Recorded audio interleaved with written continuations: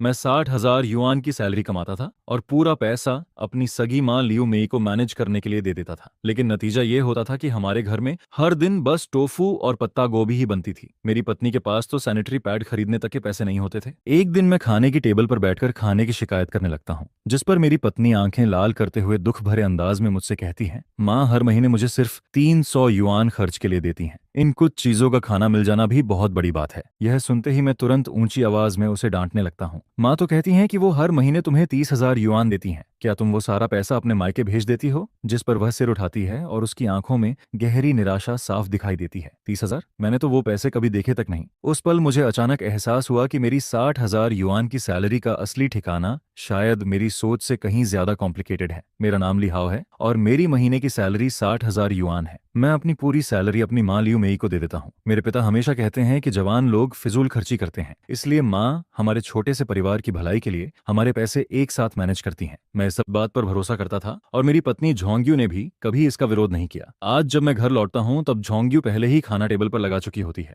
2 सब्जियां और एक सूप, एक प्लेट खट्टी तली हुई पत्ता गोभी, एक प्लेट सिचुआन टोफू और एक बर्तन समुद्री घास और अंडे का सूप, जिसे देखते ही मेरे माथे पर फिर से शिकन आ जाती है। फिर से यही खाना, लगातार आधे महीने से यही चल रहा था। टेबल पर मांस या मछली का नामो निशान तक नहीं था। मैं अपना बैग नीचे रखकर खाने की टेबल पर बैठ जाता हूँ। आज ऑफिस में बहुत ज्यादा थक गया था। मैं चॉपस्टिक उठाकर चावल का एक कौर मुंह में डालता हूँ, जिस पर झोंग्यू मेरे लिए एक कटोरी सूप निकालकर मेरे हाथ के पास रख देती है। सूप अभी भी गर्म था, लेकिन इतना नहीं कि मुंह जल जाए। वह हमेशा इतनी केयरफुल रहती थी, लेकिन न जाने क्यों मेरे दिल के अंदर चिड़चिड़ापन बढ़ने लगता है। मैं उससे नाराज नहीं था, लेकिन फिर भी मेरे मुंह से निकल जाता है, हर दिन यही फीका खाना क्यों? थोड़ा सा मांस भी नहीं है? मैं पत्ता गोभी का एक टुकड़ा उठाकर चबाने लगता हूँ। सच कहूं तो यह सब बहुत बोरिंग हो गया है। कमरे की लाइट काफी तेज थी और तभी मुझे दिखाई देता है कि उसके कंधे हल्के हल्के कांप रहे हैं, जिस पर मैं थोड़ा अधीर होकर पूछता हूँ, क्या हुआ? क्या मैंने कुछ गलत कह दिया? कुछ नहीं। उसकी आवाज बहुत धीमी थी और उसमें हल्की सिसकियां भी शामिल थीं। यह सुनकर मैं गौर करता हूँ कि उसकी आंखों के कोने पहले से लाल हो चुके थे। आखिर बात क्या है? अगर खाना बनाना पसंद नहीं है तो हम नौकरानी रख सकते हैं। अब मेरी आवाज पहले से थोड़ी नरम हो जाती है, जिस पर झोंग्यू सिर उठाती है और बिना किसी चेतावनी के उसकी आंखों से आंसू बहने लगते हैं। लिहाओ, वह मेरी तरफ देखती है। उसकी आंखों में ऐसे इमोशंस भरे थे जिन्हें मैं समझ ही नहीं पाता। उनमें दुख था,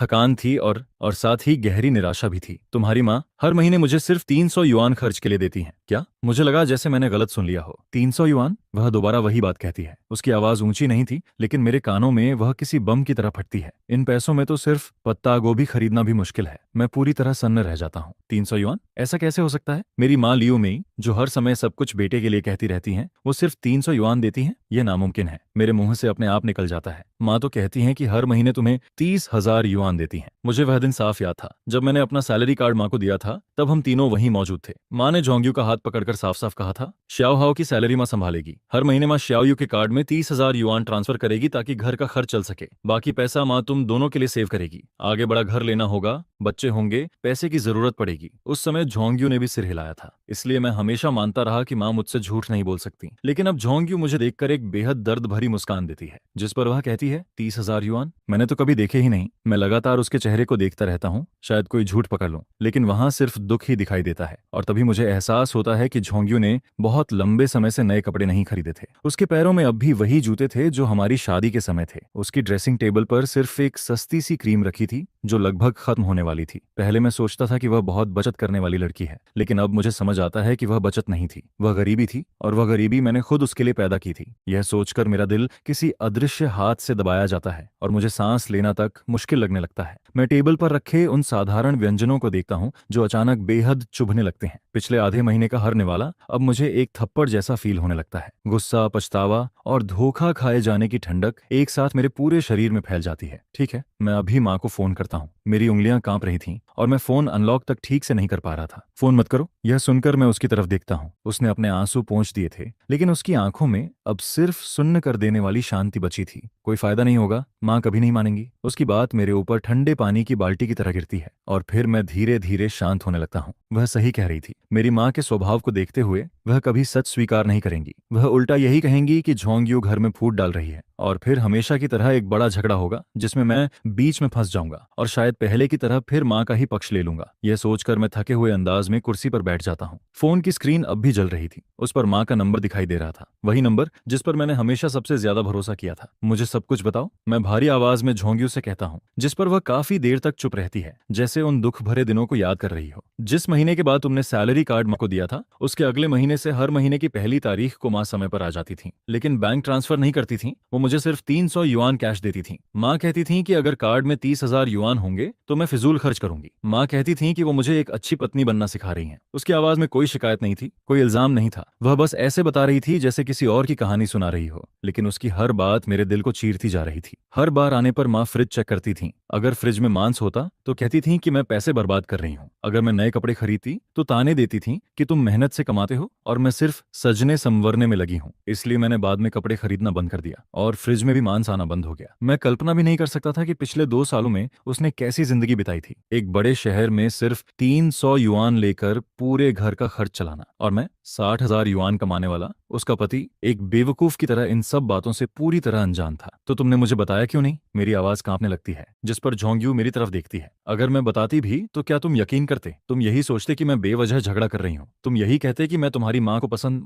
नहीं करती, और तुम यही मानते कि मैं माँ बेटे के रिश्ते को खराब करना चाहती हूँ। यह सुनकर मैं पूरी तरह चुप हो जाता हूँ, क्योंकि वह बिल्कुल सही थी। अगर आज के खाने से पहले या 2 साल पहले उसने यह सब कहा होता तो मेरी पहली प्रतिक्रिया शायद यही होती, मुझे माफ कर दो। मैं सिर झुकाकर कहता हूँ। ये 3 शब्द बहुत हल्के लगते हैं, लेकिन उस समय मेरे लिए इतने भारी थे कि मैं सिर तक नहीं उठा पाता। जिस पर झोंग्यू धीरे से सिर हिलाती है और बेडरूम की तरफ चली जाती है। कुछ देर बाद वह वापस लौटती है और इस बार उसके हाथ में एक पुरानी सी नोटबुक होती है। वह नोटबुक मेरे सामने रख देती है, जिस पर मैं पहला पेज खोलता हूँ और वहां उसकी साफ सुथरी लिखावट दिखाई देती है। हर एक खर्च का हिसाब उसमें दर्ज था। महीने की पहली तारीख, आय 300 युआन, खाने का सामान पत्ता गोभी 2.3 युआन, टोफू 4 युआन, अंडे 5.5 युआन, कुल 11.8 युआन, बिजली और पानी का बिल 135 युआन, दवा खरीदी 35 युआन। इस महीने बाकी बचे 112 युआन। हर एक खर्च, हर एक मद इतनी साफ तरह से लिखी हुई थी जैसे हर लाइन मेरे दिल पर एक एक कट लगा रही हो। मैं एक एक पेज पलटता जाता हूँ और मेरे हाथ लगातार कांपने लगते हैं। हर महीने की इनकम एक जैसी लिखी हुई थी, सिर्फ 300 युआन। फिर अचानक मेरी नजर एक एंट्री पर पड़ती है, सैनिटरी पैड 12.9 युआन। उसके पीछे ब्रैकेट में लिखा था, डिस्काउंट कूपन इस्तेमाल किया, 3 युआन बचाए। यह देखकर मेरी आंखें तुरंत गर्म हो जाती हैं। मेरी पत्नी, जिसके बारे में मैं सोचता था कि वह आराम की जिंदगी जी रही है, वह 3 युआन बचाने के लिए भी हिसाब लगा रही थी, और मैं उसी पर खाना खराब होने की शिकायत कर रहा था। मैं सच में बहुत बड़ा कमीना था। मैं अभी जाकर उनसे बात करता हूँ। यह कहते हुए मैं जोर से नोटबुक बंद करता हूँ और खड़ा होने की कोशिश करता हूँ, जिस पर झोंग्यू मेरा हाथ पकड़ लेती है। फिर क्या होगा? एक बड़ा झगड़ा होगा, माँ सब कुछ नकार देंगी, फिर तुम्हें डांटेंगी, और आखिर में तुम फिर मुझे ही समझाओगे कि थोड़ा बड़ा दिल रखो, थोड़ा और सह लो। वह बेहद शांत नजरों से मुझे देखती है। लिहाओ, ऐसा ड्रामा मैं अब और नहीं करना चाहती।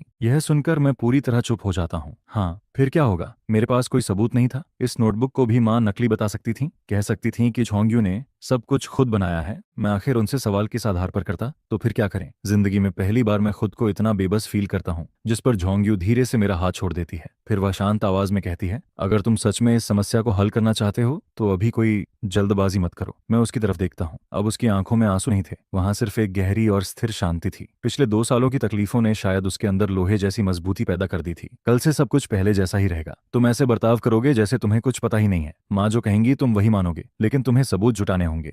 यह सुनकर मैं तुरंत सिर हिला देता हूँ। ठीक है। जिस पर झोंग्यू मेरे हाथ से नोटबुक ले लेती है। उसकी आंखों में एक पल के लिए दर्द झलकता है, लेकिन अगले ही पल वह फिर से मजबूत हो जाती है। इस नोटबुक की मैं एक फोटोकॉपी करवा लूंगी। लिहाओ, मैं चाहती हूँ कि तुम अपनी आंखों से देखो। तुम्हारी 60,000 युआन की सैलरी आखिर जा कहाँ रही है? अगले दिन मैं हमेशा की तरह ऑफिस पहुंचता हूं, लेकिन मेरा दिमाग पूरी तरह बिखरा हुआ था। वर्क ग्रुप में लगातार मैसेज आ रहे थे, लेकिन मेरा ध्यान किसी चीज पर नहीं था। मेरे दिमाग में बस वही नोटबुक घूम रही थी और झोंग्यू की वो शांत लेकिन टूटी हुई आंखें। सुबह 10 बजे के थोड़ी देर बाद मेरा फोन बजता है। स्क्रीन पर लिखा था, माँ। मैं गहरी सांस लेता हूँ, फिर कॉल रिसीव कर लेता हूँ। हेलो माँ, बेटा। माँ की आवाज हमेशा की तरह प्यार से भरी हुई थी। ऑनसेट सोज ऑफिस पहुंच गया क्या? मैंने परेशान तो नहीं किया? नहीं माँ, मैं अभी अभी काम खत्म करके फ्री हुआ हूँ। मैं झूठ बोल देता हूँ। अच्छा है। माँ बस पूछना चाहती थी कि काम कैसा चल रहा है। थकान तो नहीं होती? अपना ध्यान रखा करो। पहले यही बातें सुनकर मुझे बहुत अपनापन फील होता था, लेकिन आज वही बातें बेहद नकली लग रही थीं। सब ठीक है माँ, थकान नहीं है। मैं सामान्य बनने की कोशिश करता हूँ। अच्छा है, तुम बस बाहर मेहनत करके पैसे कमाओ। घर की सारी चिंता माँ पर छोड़ दो, मैं सब संभाल लूंगी। तुम और श्याओ यू तो पैसे बचाना जानते ही नहीं हो। माँ तुम्हारे लिए सेविंग कर रही है। यह सुनकर मेरी उंगलियां फोन पर कस जाती हैं, मेरे हाथों की नसें तक उभर आती हैं। उस पल मेरा मन करता है कि मैं सीधा पूछ लूं, वो पैसे आखिर कहाँ हैं और उन्होंने जोंग यू के साथ ऐसा क्यों किया। लेकिन मैं खुद को रोक लेता हूँ क्योंकि मुझे सबूत चाहिए था। हाँ माँ, सब आपकी वजह से ही है। मैं उनकी बातों में हाँ मिलाता हूँ, जिस पर लियो मेई खुश होकर हंसने लगती है। यही तो मेरा समझदार बेटा है। फिर अचानक वह कहती है, अच्छा सुनो, कुछ दिन पहले माँ बैंक गई थी, तुम्हारे सैलरी अकाउंट की स्टेटमेंट निकलवाई। बैंक मैनेजर भी माँ की तारीफ कर रहा था, कह रहा था कि माँ कितनी अच्छी फाइनेंस मैनेजर है। यह सुनकर मेरा दिल बैठ जाता है। स्टेटमेंट? उन्होंने अचानक स्टेटमेंट क्यों निकलवाई? अच्छा। मैं अपनी आवाज सामान्य रखने की कोशिश करता हूँ। और क्या तुम्हारे पैसों का एक एक हिसाब माँ को याद है? सब तुम्हारे भविष्य के लिए ही तो कर रही हूँ। मैं चुपचाप सुनता रहता हूँ और उनकी एक्टिंग जारी रहती है। फिर अचानक वह पूछती हैं, वैसे श्याओयू ने तुमसे कोई शिकायत तो नहीं की? आखिरकार असली मुद्दा सामने आ ही जाता है। अब वह मुझे परख रही थी, जिस पर मेरा दिमाग पूरी स्पीड से काम करने लगता है। शिकायत? मैं अनजान बनने की कोशिश करता हूँ। हाँ वही, उसने कुछ कहा क्या? माँ की आवाज में अब हल्की बेचैनी आ जाती है। मैं जानबूझकर कहता हूँ, वो कह रही थी कि खर्च के लिए पैसे कम पड़ते हैं, थोड़ा मांस खरीद कर खाना बनाना चाहती है। माँ, क्या आप उसे बहुत कम पैसे देती हैं? शायद अगले महीने थोड़ा ज्यादा दे दें।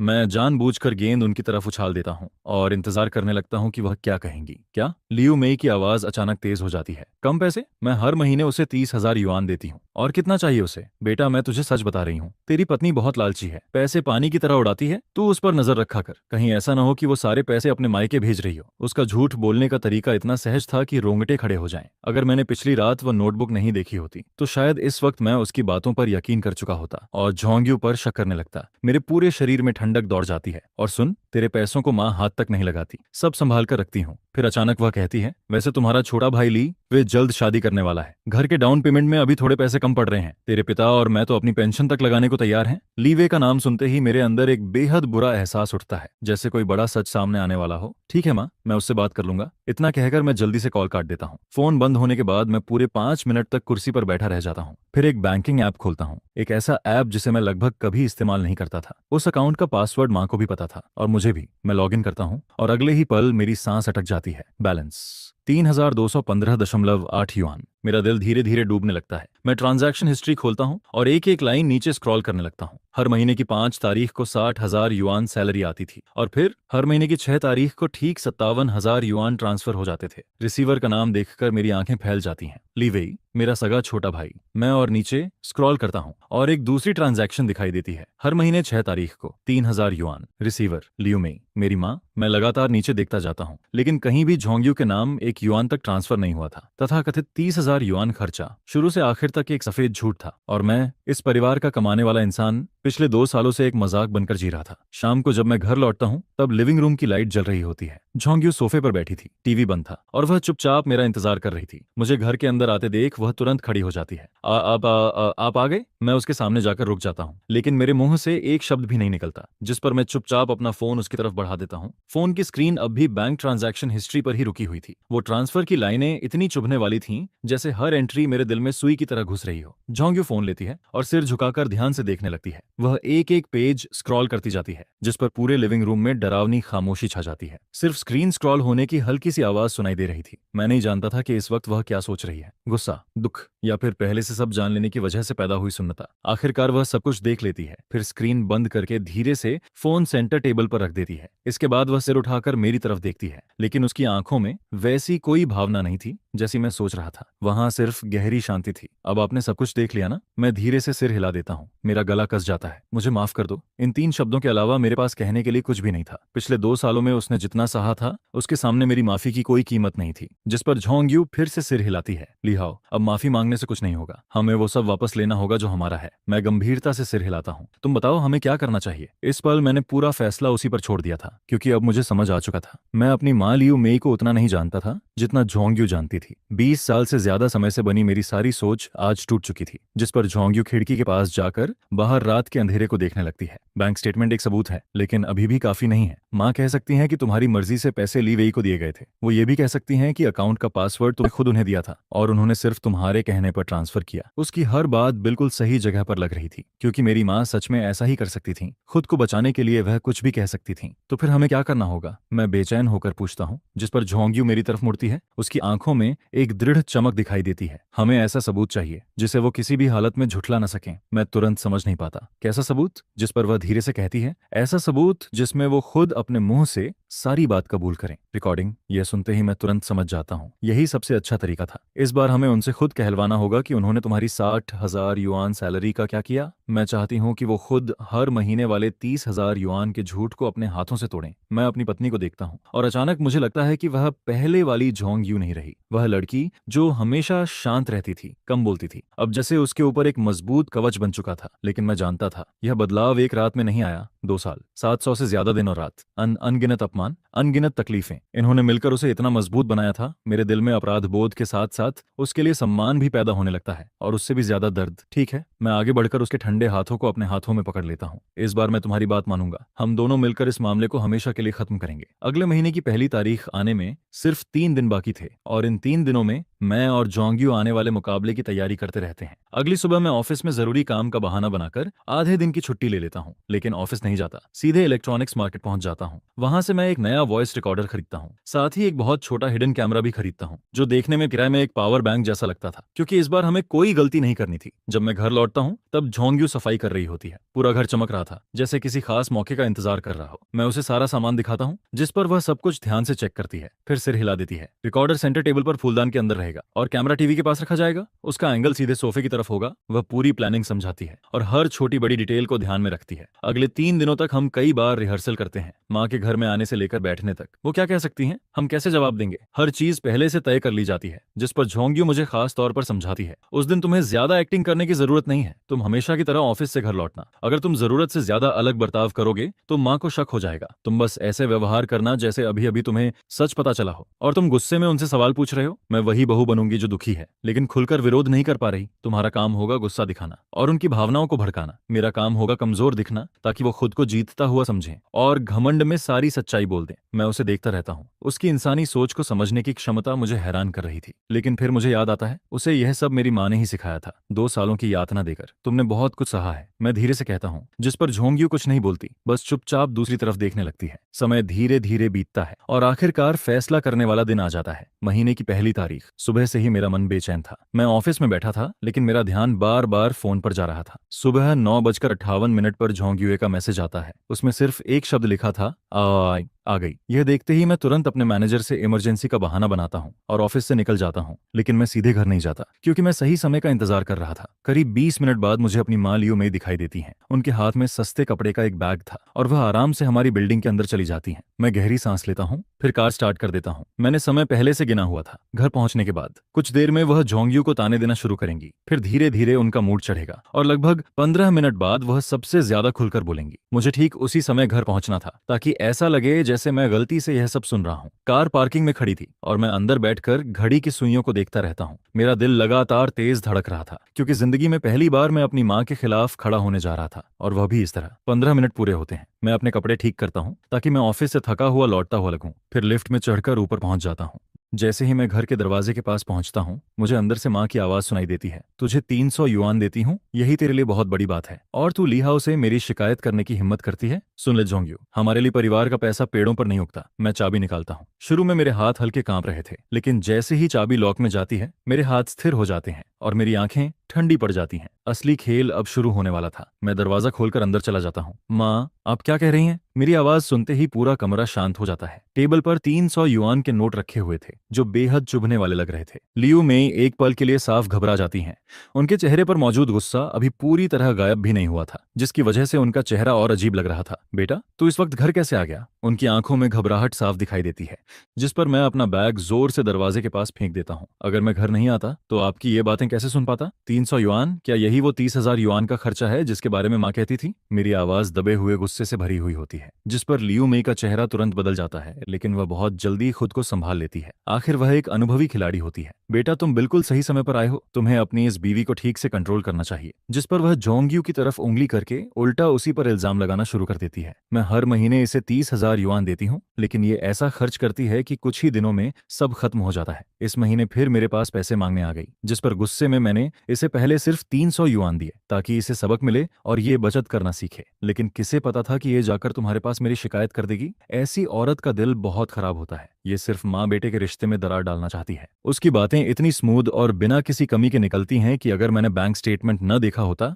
तो शायद मैं भी उसकी बातों पर यकीन कर लेता और उल्टा जो यू को ही डांट देता। जिस पर मैं ठंडी हंसी हंसते हुए कहता हूँ, माँ आप कह रही हैं कि हर महीने झोयू को 30,000 युआन देती हैं, है ना? लियू में सीना तानकर कहती है, क्या मैं अपने बेटे से झूठ बोलूंगी? ठीक है। फिर मैं झोयू की तरफ मुड़ता हूँ। माँ कह रही हैं कि हर महीने तुम्हें 30,000 युआन मिलते हैं, क्या तुम्हें मिले? जिस पर झोयू सिर उठाती है। उसके चेहरे पर अभी भी आंसुओं के निशान होते हैं। वह माँ की तरफ एक नजर देखती है और फिर धीरे से सिर हिला देती है। नहीं, मुझे कभी नहीं मिले। यह सुनते ही लियू में आग बबूला हो जाती है। वह झोयू की तरफ उंगली करके चिल्लाती है, झूठी और एहसान फरामोश। मैंने तुझे इतना अच्छा रखा और तू मेरे बेटे के सामने मुझे बदनाम कर रही है। मैं आज तुझे सबक सिखा दूंगी। यह कहते हुए वह झोयू को थप्पड़ मारने के लिए हाथ उठा देती है, जिस पर मैं तुरंत उसका हाथ पकड़ लेता हूँ। बस मेरी तेज आवाज सुनकर वह डर जाती है और मुझे घूर कर देखने लगती है। फिर मैं बर्फ जैसी ठंडी आवाज में कहता हूँ, माँ मैं आपसे एक बार फिर पूछता हूँ, मेरी सैलरी हर महीने 60,000 युआन है और वह आपके कार्ड में ट्रांसफर होती है, सही है? वह बिना सोचे जवाब देती है, हाँ हाँ। और आप जोयू को सिर्फ 300 युआन देती हैं, सही है? नहीं, मैं उसे 30,000 देती हूँ। वह अभी भी बहाना बनाने की कोशिश करती है, जिस पर मैं तुरंत पूछता हूँ, तो बाकी 59,700 युआन कहाँ गए? अब उसकी नजरें इधर उधर भटकने लगती हैं। मैं तुम्हारे लिए बचाकर रख रही थी, तुम्हारे भले के लिए। बचाकर रख रही थी? मैं हंस पड़ता हूँ, लेकिन मेरी मुस्कान आंखों तक नहीं पहुंचती। या फिर ली वेई के कार्ड में जमा कर रही थी? यह सुनते ही उसका चेहरा सफेद पड़ जाता है। तो तुम्हें कैसे पता?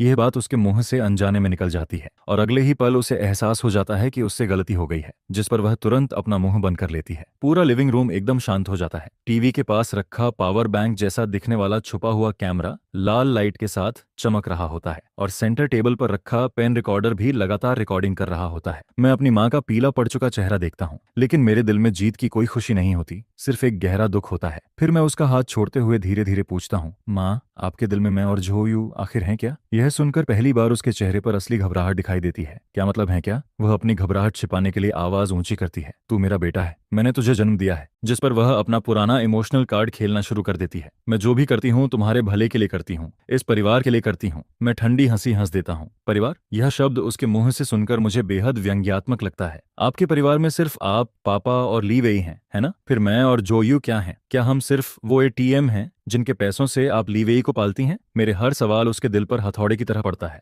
जिस पर उसका चेहरा और ज्यादा सफेद पड़ जाता है। बकवास मत कर। आखिरकार उसका असली चेहरा सामने आ जाता है। ली वेई तेरा सगा भाई है, उसे शादी करनी है, घर खरीदना है। बड़ा भाई होकर थोड़ी मदद कर देगा तो क्या हो जाएगा? तू हर महीने 60,000 कमाता है, उसे थोड़ा खर्च करने देगा तो क्या बिगड़ जाएगा? क्या तू अपने ही भाई को बर्दाश्त नहीं कर सकता? अगर मैं अपनी मर्जी से दूं तो उसे मदद कहते हैं, मैं उसकी आंखों में देखते हुए कहता हूँ। लेकिन जो पैसे आपने चोरी से लिए उसे चोरी कहते हैं। चोरी शब्द सुनते ही वह पूरी तरह पागल हो जाती है। नालायक! वह कांपते हुए मेरी तरफ उंगली करती है। एक पराई औरत के लिए तू अपनी माँ से ऐसे बात कर रहा है? जिस पर उसका निशाना फिर झोयू की तरफ मुड़ जाता है। सब कुछ इसी मनहूस औरत की वजह से हुआ है। जिस दिन से ये इस घर में आई है, हमारे घर में कभी शांति नहीं रही। इसने मेरे बेटे पर कौन सा मैजिक कर दिया है कि ये अपनी माँ और भाई तक को छोड़ रहा है। उसका चेहरा गुस्से से टेढ़ा हो जाता है और वह फिर से जोयू को मारने के लिए हाथ उठाती है। लेकिन इस बार जोयू पीछे नहीं हटती। वह बस शांत बैठी रहती है और एक जोकर की तरह लियू मेई को देखती रहती है, जिस पर मैं फिर से माँ का हाथ पकड़ लेता हूँ और इतना जोर से दबाता हूँ कि वह दर्द से चीख उठती है। बस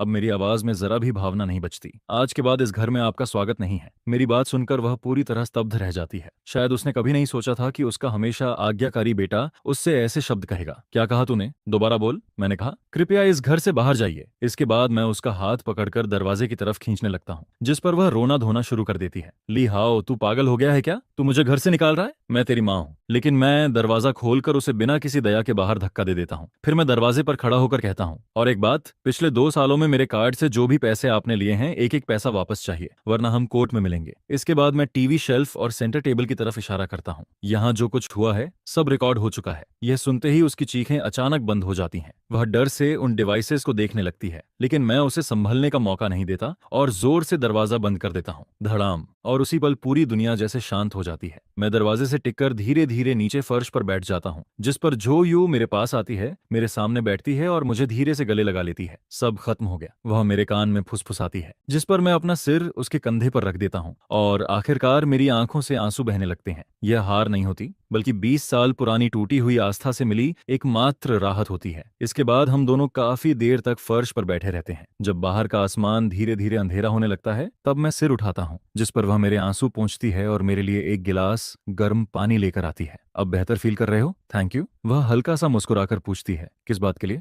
मुझे छोड़कर न जाने के लिए। अगर वह मेरे साथ न होती तो शायद मैं पूरी जिंदगी इसी झूठे इमेजिनेशन और धोखे की दुनिया में जीता रहता, एक ऐसे परिवार के बारे में जहां माँ को आदर्श और बेटों को आज्ञाकारी माना जाता है, लेकिन असल में मैं एक कठपुतली की तरह पूरी जिंदगी दूसरों के हाथों नाचता रहा और फिर भी खुशी खुशी सब कुछ स्वीकार करता रहा। जिस पर जो यू हल्की सी मुस्कुराती है। उसकी मुस्कान में राहत की एक झलक साफ दिखाई देती है। हम पति पत्नी हैं। उसके मुंह से निकले ये कुछ शब्द किसी भी दिलासे से कहीं ज्यादा ताकत रखते हैं। हाँ, हम पति पत्नी हैं, एक ही टीम है, सुख दुख में साथ रहने वाले, हर मुश्किल का सामना साथ करने वाले। इसके बाद मैं खड़ा होता हूँ और उसका हाथ पकड़कर उसे भी खड़ा कर देता हूँ। चलो अब अपना वॉर ट्रॉफी देखते हैं। मैं टीवी शेल्फ के पास जाता हूँ, पावर बैंक के रूप में छुपाए गए कैमरे को उठाता हूँ और फिर पेन स्टैंड से रिकॉर्डिंग पेन निकाल लेता हूँ। हम दोनों डिवाइस को कंप्यूटर से कनेक्ट करते हैं, जिस पर वीडियो और ऑडियो दोनों पूरी तरह सुरक्षित मिलते हैं। मैं वीडियो चलाता हूँ। स्क्रीन पर माँ का चेहरा साफ दिखाई देता है। गुस्से और लालच से भरा हुआ उसका चेहरा बुरी तरह विकृत नजर आता है। उसकी कही हुई हर बात, हर शब्द एकदम साफ रिकॉर्ड हुआ होता है। मैं स्क्रीन को देखता रहता हूँ, लेकिन अब मेरे दिल में कोई हलचल नहीं होती। कुल कितना पैसा हुआ? जोई पूछती है, जिस पर मैं फोन निकालकर कैलकुलेटर खोलता हूँ। हर महीने 60,000 युआन, 2 साल यानी 24 महीने, कुल कमाई 14,40,000 युआन। माँ हर महीने जो यू को सिर्फ 300 युआन देती थी, बाकी लगभग 57,700 युआन। 2 साल में लीवेई को कुल 13,68,000 युआन ट्रांसफर हुए। इन नंबरों को देखते ही मेरी सांस थोड़ी भारी हो जाती है। 13,68,000 युआन। इतने पैसों में किसी बड़े शहर में सीधे एक शानदार घर खरीदा जा सकता है। और दूसरी तरफ मेरी पत्नी 3 युआन के डिस्काउंट कूपन के लिए तक हिसाब लगाती रही। यह पैसा हर हाल में वापस लेना होगा। जिस पर जो यू शांत आवाज में कहती है, वे लोग इतनी आसानी से पैसा वापस नहीं देंगे, खासकर लीवेई। मैं सिर हिलाता हूँ। मैं उसकी बात समझ जाता हूँ। इसलिए सिर्फ माँ के पास जाने से कुछ नहीं होगा। माँ सिर्फ पैसे ट्रांसफर करने वाली थी, असली फायदा उठाने वाला इंसान लीवेई है। तो तुम्हारा मतलब है कि हम सीधे उसके पास जाएं? मैं पूछता हूँ। हाँ। जो यू मेरी तरफ देखती है। उसकी आंखों में दृढ़ता साफ नजर आती है। उसे पता चलना चाहिए कि उसकी ऐशो आराम की जिंदगी अब खत्म हो चुकी है, और मुझे यकीन है कि माँ ने उसे पहले ही सब बता दिया होगा। इस वक्त शायद दोनों मिलकर हमारे खिलाफ प्लान बना रहे होंगे। हम उन्हें ज्यादा समय नहीं दे सकते। जिस पर मैं बिना हिचकिचाए कहता हूँ, कल ही हम उसके पास जाएंगे। और इस बार मैं बिल्कुल भी नरम नहीं पड़ूंगा। मैं सोचता हूँ, जिस घर में ली वे रहता है, जिस कार में घूमता है, इस शम्मे से नहीं,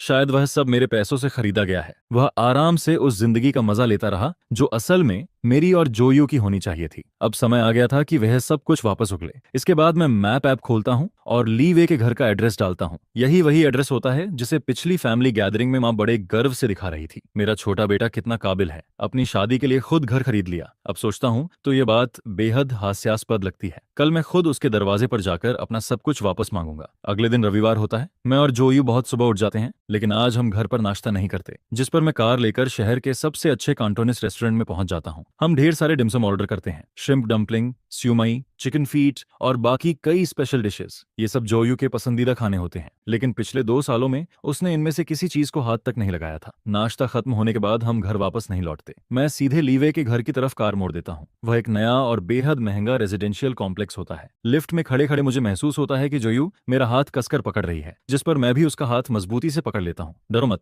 मैं हूँ। वह मेरी तरफ देखकर मुस्कुराती है। मुझे डर नहीं लग रहा। कुछ देर बाद हम उसके फ्लैट के दरवाजे के सामने खड़े होते हैं। मैं डोरबेल दबाता हूँ। काफी देर बाद दरवाजा खुलता है। भैया, भाभी, आप लोग यहाँ? लीवे की नजरें मुझसे बचती रहती हैं। उसे देखकर साफ समझ आ जाता है कि माँ ने उसे पहले ही खबर दे दी है। मैं ठंडी आवाज में कहता हूँ, अंदर आने के लिए नहीं कहोगे? उसका चेहरा थोड़ा खराब हो जाता है, लेकिन वह साइड में हटकर हमें अंदर आने देता है। तभी बेडरूम से एक महिला बाहर निकलती है। वह उसकी मंगेतर वांगली होती है। हमें देखकर वह भी कुछ पल के लिए चौंक जाती है, लेकिन अगले ही पल चेहरे पर बनावटी मुस्कान ले आती है। ओह, बड़े भैया और भाभी, भाभी जैसी ही, आइए बैठिए। पूरा लिविंग रूम शानदार सजावट से भरा होता है। एक नजर में ही समझ आ जाता है कि यहाँ काफी पैसा खर्च हुआ है। मैं कमरे के बीच में खड़ा होकर चारों तरफ नजर घुमाता हूँ, फिर सीधे लीवेई को देखता हूँ, जिस पर उसका चेहरा तनाव से भर जाता है। आज मैं यहाँ सिर्फ एक काम के लिए आया हूँ। किस काम के लिए? वह पूछता है। पैसे। यह सुनते ही वांगली का चेहरा बदल जाता है। वह पहले लीवेई को देखती है और फिर मेरी तरफ। कौन से पैसे भैया? शायद कोई गलतफहमी है। मैं उसकी तरफ मुड़ता हूँ। कोई गलतफहमी नहीं है। पिछले 2 सालों में मेरी माँ ने मेरी सैलरी कार्ड से 13,68,000 युआन निकालकर लीवेई को दिए हैं। यह पैसा मेरा है और अब मैं इसे वापस चाहता हूँ। यह सुनते ही वांगली की मुस्कान चेहरे पर जम जम जाती है। वह हैरानी से ली वेई को घूरती है। क्या ये सच है?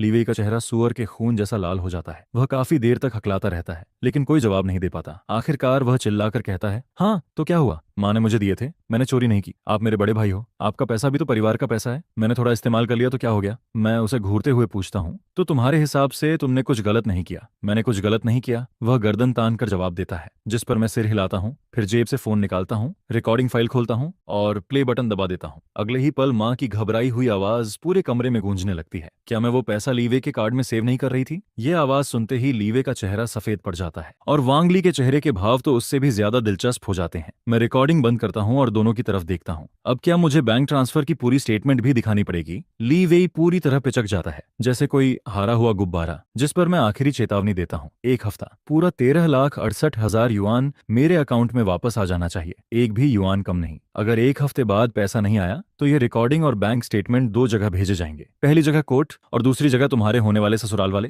मेरी बात किसी हथौड़े की तरह उन दोनों पर गिरती है और उसी के साथ उनके झूठे वैभव की पूरी इमारत हिल जाती है, जिस पर वांग ली का चेहरा पूरी तरह पीला पड़ जाता है। वह पहले मुझे देखती है, फिर ली वेई को। उसकी आंखों में पहले हैरानी दिखाई देती है, फिर शक और आखिर में सिर्फ ठंडा तिरस्कार। मैं एक शब्द भी और नहीं कहता, जो कहना था कह चुका होता हूँ। इसके बाद मैं जोयू का हाथ पकड़ता हूँ और बाहर निकल जाता हूँ। ली वे हमें नहीं रोकता, वांग ली भी नहीं। दोनों ऐसे खड़े रहते हैं जैसे उनकी आत्मा निकल चुकी हो। पीछे से दरवाजा बंद होने की तेज आवाज आती है। धड़ाम। हम लिफ्ट में दाखिल हो जाते हैं। बंद जगह में सिर्फ मेरी और जोयू की सांसों की आवाज सुनाई देती है। लिफ्ट के शीशे में हमारा प्रतिबिंब नजर आता है। हम दोनों शांत दिखते हैं, लेकिन चेहरे पर तूफान के बाद वाली थकान साफ दिखाई देती है। चलो घर चलते हैं, जिस पर जोयू सिर हिलाती है और अपना सिर मेरे कंधे पर टिका देती है। लेकिन मैं जानता हूँ, असली तूफान अभी शुरू हुआ है। उस बंद दरवाजे के पीछे एक नई लड़ाई भड़क चुकी है। 13,68,000 युआन। वांगली की कांपती हुई आवाज कांच पर नाखून घिसने जैसी सुनाई देती है। लीवी, मुझे साफ साफ समझाओ, आखिर ये सब क्या है? जिस पर लीवी सिर झुकाकर खड़ा रहता है।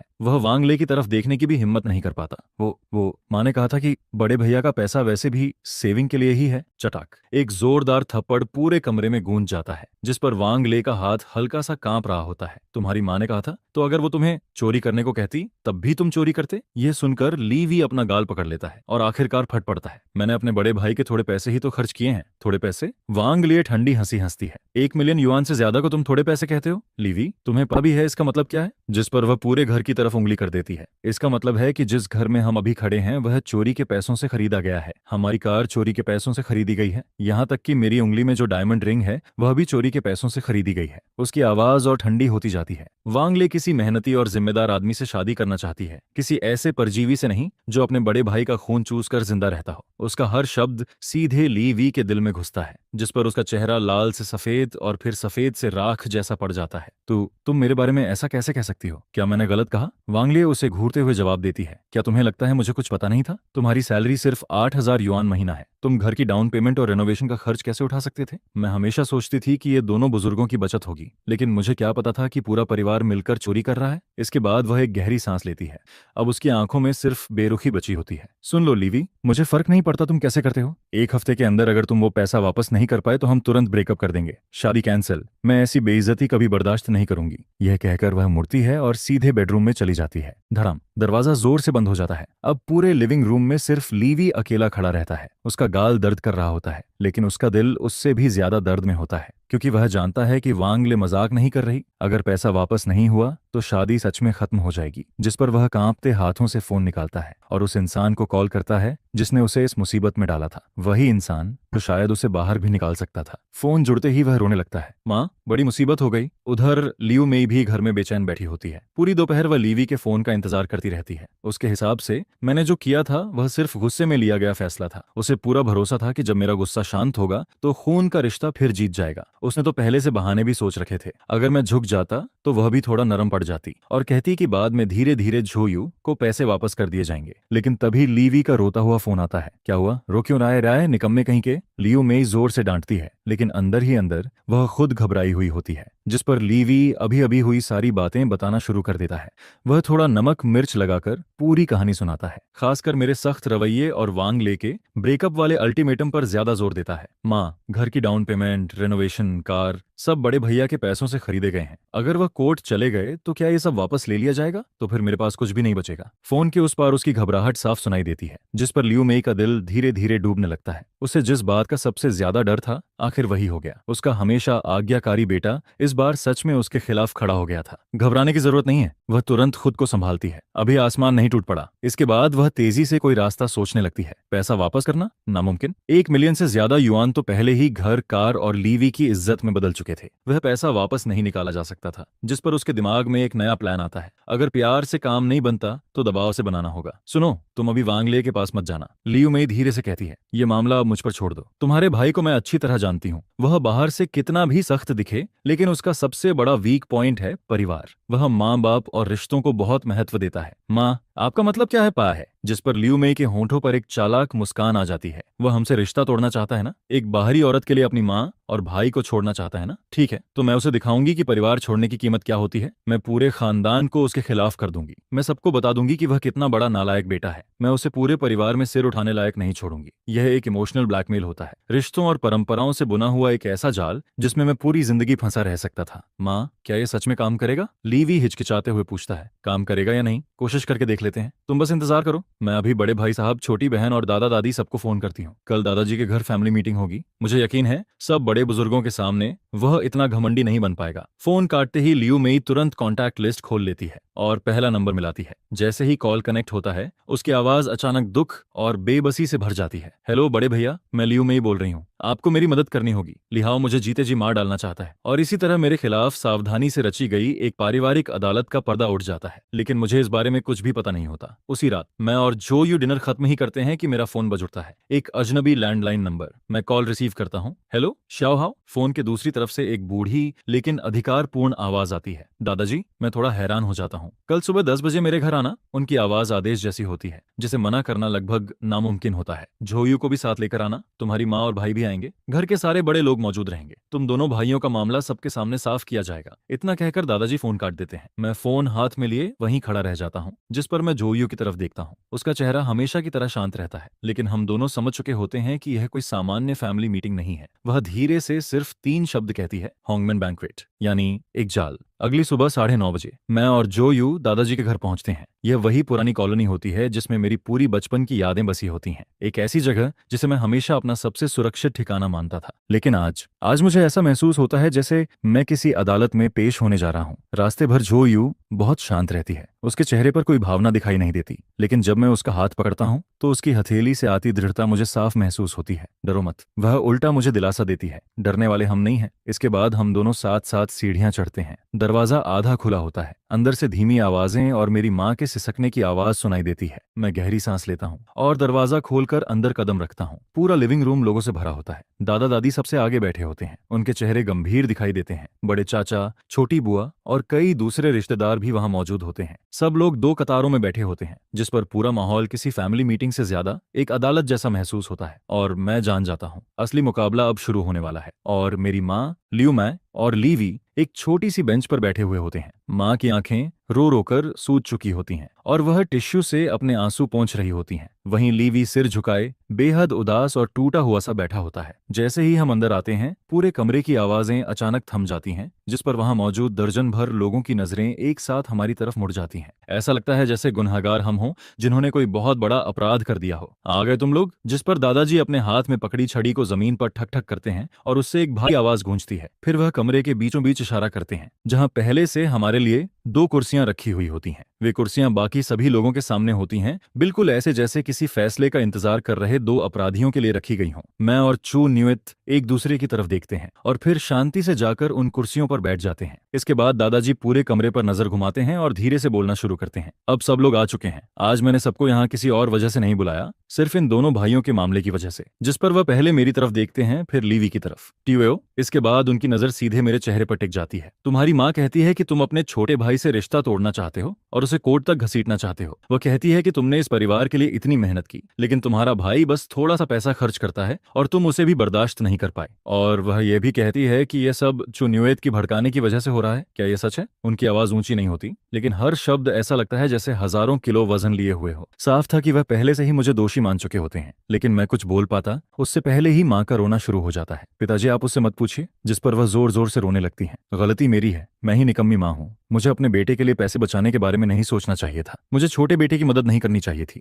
मैंने सांप को दूध पिलाया, मैंने इसे पाल पोस कर बड़ा किया, लेकिन आज एक बाहरी औरत की वजह से यह अपनी सगी माँ को जेल भिजवाना चाहता है। यह कहते हुए वह छू न्यूयत को नफरत भरी नजरों से घूरती रहती है, जिस पर दूसरी बुआ सबसे पहले बोल पड़ती हैं। त्याओहाओ, तुम अपनी माँ से ऐसे कैसे बात कर सकते हो? घर के लोगों के बीच की बात है, बैठकर आराम से सुलझा नहीं सकते थे क्या? कोर्ट तक जाने की क्या जरूरत थी? इसके बाद बड़े चाचा भी भौहें सिकोड़ लेते हैं। तुम्हारा भाई तुम्हारे कुछ पैसे खर्च कर लेता है तो क्या हो गया? वह कोई बाहर वाला थोड़ी है, आखिर खून का रिश्ता है। लगता है शादी के बाद तुम अपनी माँ को भूल गए हो। उनकी बातें एक के बाद एक तीर की तरह मेरी तरफ आती रहती हैं, लेकिन उनमें से किसी को भी सच्चाई से कोई मतलब नहीं होता। वे सिर्फ माँ की बातों पर विश्वास करते हैं क्योंकि वह खुद को पीड़ित दिखा रही होती हैं। उनकी नजर में परिवार सबसे ऊपर होता है, खून का रिश्ता सबसे ऊपर होता है। मैं बड़ा भाई हूँ, इसलिए मुझे बिना शर्त अपने भाई की मदद करनी चाहिए। मैं बेटा हूँ, इसलिए मुझे बिना शर्त अपनी माँ की बात माननी चाहिए। और चुंगवेट, वह हमेशा एक बाहरी इंसान ही रहेगी। वहीं लीवी सिर झुकाए बैठा रहता है। उसके कंधे हल्के हल्के कांप रहे होते हैं, जैसे उसे बहुत पछतावा हो रहा हो। लेकिन जब मैं उसकी आंखों में छिपकर झांकती हुई नजर देखता हूँ तो मुझे वहां पछतावे की जगह एक हल्की सी जीत की खुशी दिखाई देती है। यही उनका प्लान था, पूरे खानदान का दबाव बनाकर मुझे झुकाने का प्लान। जब सब लोग अपनी बातें खत्म कर लेते हैं तो सभी मेरी तरफ देखने लगते हैं। वे मेरे पछतावे और माफी का इंतजार कर रहे होते हैं, जिस पर दादाजी फिर अपनी छड़ी ठोकते हैं। टीओ, सबकी बातें तुमने सुन ली, अब मैं तुमसे पूछता हूँ, तुम्हारी माँ और तुम्हारा भाई क्या तुम्हारे अपने नहीं है? क्या तुम मेरी इज्जत रखकर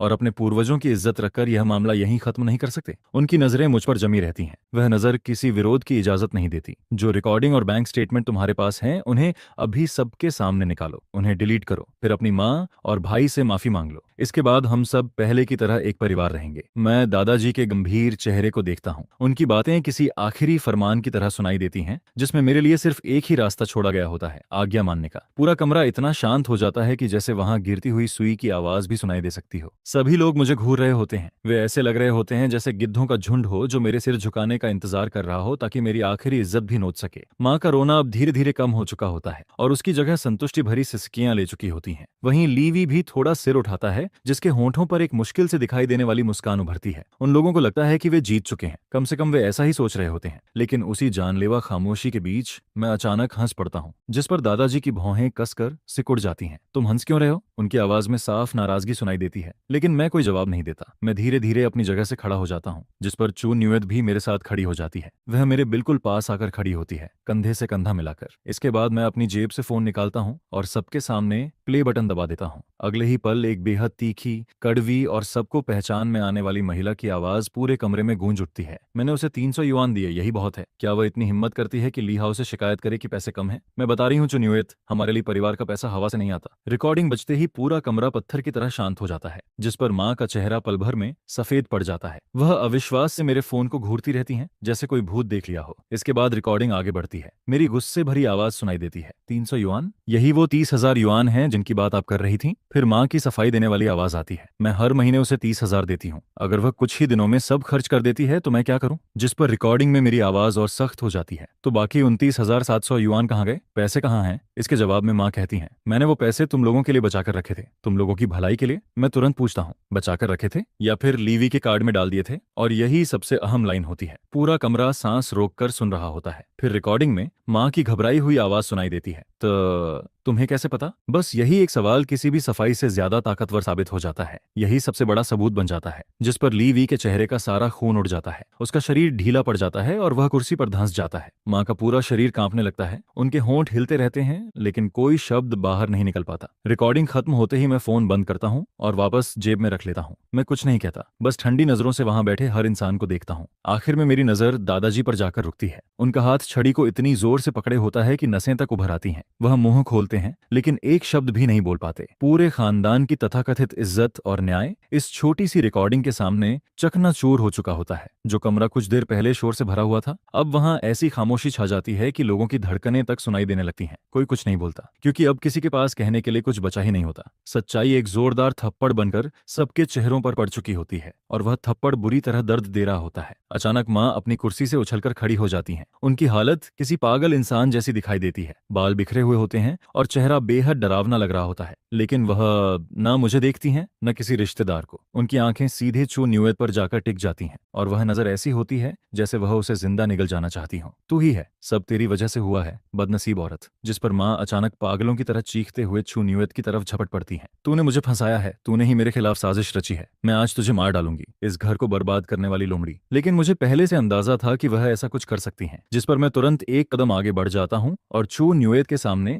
ढाल बनकर खड़ा हो जाता हूँ। माँ का हाथ जैसे ही हमारी तरफ आता है, मैं उसे बीच में ही पकड़ लेता हूँ और जोर से पीछे धक्का दे देता हूँ, जिस पर वह लड़खड़ाते हुए कुछ कदम पीछे जाती हैं और फिर धड़ाम से जमीन पर गिर पड़ती हैं। बस बहुत हो गया, मैं ठंडी आवाज में कहता हूँ। मामला यहाँ तक पहुंच चुका है, फिर भी माँ आप अपनी गलती मानने की बजाय किसी और पर दोष डालना चाहती हैं। माँ जमीन पर बैठ जाती हैं और फिर जोर जोर से रोना शुरू कर देती हैं। लेकिन इस बार उनका रोना कोई नाटक नहीं होता, यह पूरी तरह टूट जाने और पागलपन की हालत होती है। अब मैं लोगों को मुंह दिखाने लायक नहीं रही, मर जाना ही बेहतर है। जिस पर वह फर्श पर हाथ पटक पटक कर रोने लगती हैं और हंगामा मचाने लगती हैं। मैंने पूरी जिंदगी इस परिवार के लिए मेहनत की, मैंने आखिर कौन सी गलती कर दी? लीवी तेरा छोटा भाई है, क्या तू उसे थोड़ा सहारा भी नहीं दे सकता था? तू इतना बेरहम कैसे हो सकता है? क्या तू अपनी सगी माँ को मार डालना चाहता है? एक बार फिर वह रिश्तों और भावनाओं का सहारा लेकर मुझे बांधने की कोशिश करती हैं, लेकिन अब बहुत देर हो चुकी होती है, जिस पर मैं उनकी तरफ देखना भी जरूरी नहीं समझता और सीधे दादाजी की तरफ मुड़ जाता हूँ। दादाजी, मैं शांत आवाज में कहता हूँ, अब भी आपको लगता है कि गलती मेरी है? अब भी आपको लगता है कि मुझे माफी मांगनी चाहिए? यह सुनकर दादाजी का चेहरा कभी हरा तो कभी सफेद पड़ने लगता है। अगले ही पल वह अपनी छड़ी जोर से जमीन पर मारते हैं। ठक, पूरे कमरे में तेज आवाज गूंज उठती है। शर्मनाक, ये सब बिल्कुल शर्मनाक है। लेकिन इस बार उनका गुस्सा मेरी तरफ नहीं होता, उनकी नजरें माँ और लीवी पर टिकी होती हैं। माँ अभी भी जमीन पर बैठी होती हैं, जबकि लीवी बुरी तरह घबराया हुआ कुर्सी पर जड़ बना बैठा होता है। उसका चेहरा बिल्कुल सफेद पड़ चुका होता है, जिस पर दादाजी छड़ी उठाकर सीधे लीवी की तरफ इशारा करते हैं। और तुझे अपने बड़े भाई के पैसे चुराने की हिम्मत कैसे हुई? इतने साल पढ़ाई की और आखिर सीखा क्या? क्या सारी पढ़ाई कुत्तों को खिला दी? इसके बाद दादाजी अपना फैसला सुनाते हैं। यह पैसा हर हाल में वापस किया जाएगा। यह सुनते ही लीवी का शरीर कांप उठता है। वहीं माँ का रोना भी अचानक रुक जाता है।